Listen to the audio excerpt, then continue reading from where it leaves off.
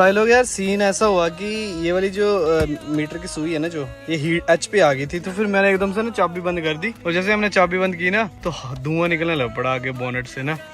उधर के देखा तो वही सारा कूलेंट जो है इतना गर्म हुआ पड़ा है ना, मतलब अभी भी बॉयल कर रहा है वो अंदर अंदर। तो फिर हमने थोड़ी देर गाड़ी बंद कर दी है, और जो कूलेंट निकला हुआ है ना वो देखो आप, ये देखो ये कूलेंट वगैरह पड़ा हुआ है। तो बस हमने थोड़ा धक्का मारा और उसको ना पीछे लगा दिया गाड़ी को। तो जितनी देर देखते हैं ये ठंडी होती है उतनी देर हम चाचा के पास बैठते हैं।